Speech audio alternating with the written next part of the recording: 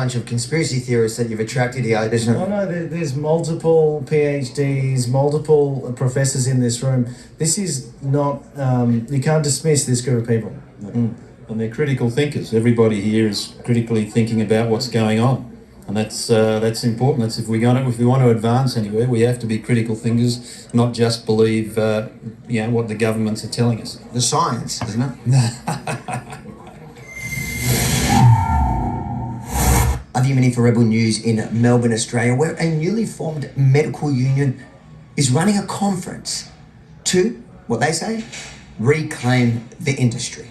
Because we felt during the pandemic so many doctors were silenced and a lot of doctors didn't agree with what was done in the pandemic response, and we felt we've lost our profession because of all the censorship and the suppression.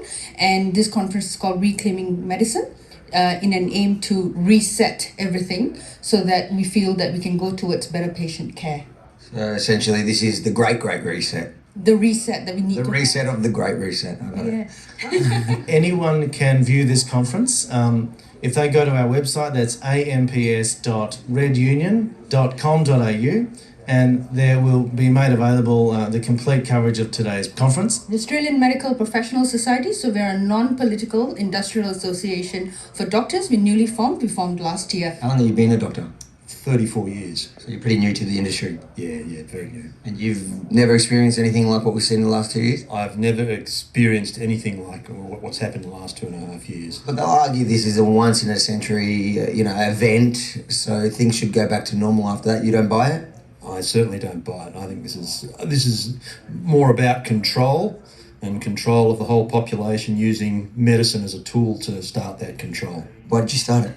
Well, because doctors, whether they, for example, regarding masks, regarding vaccines, regarding lockdowns, regarding any issue in the COVID era, if they've evaluated their evidence and if they're acting and advising their patients in good faith, then that is a matter between doctor and patient. That's the substance of free speech, and that's also the substance of the scientific dialectic. And so doctors of all stripes and of all persuasions need to be able to have their voice unencumbered by regulators injecting politicisation of science and politicisation of medicine into the discourse.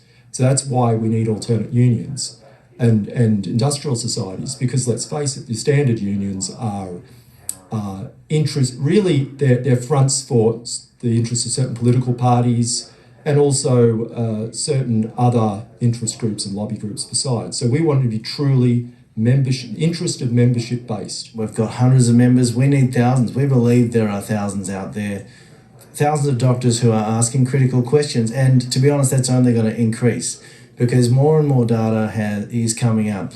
I have one big question, because I got into a lot of arguments online, especially on Twitter. I was always told, you're not a doctor, so how dare you have an opinion? Do you get told the same thing?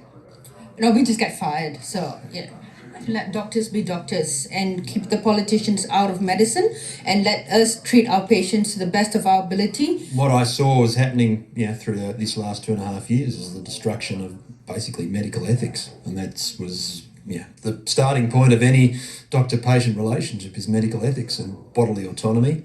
And I saw the interference of government through health regulators getting into the doctor-patient relationship. So it was like having a third party in all the conversations. The purpose of this conference is to give a platform to Australian and international experts.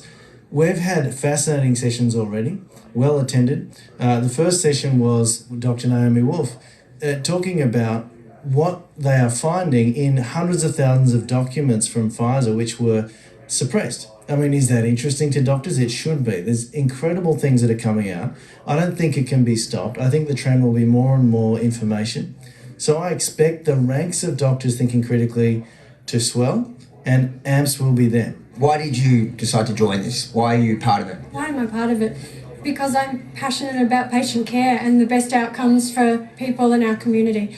And I'm with a passionate group of people that are dedicated to that cause, and it means so much to my heart that we fight for evidence-based best practice for the best outcomes for our community.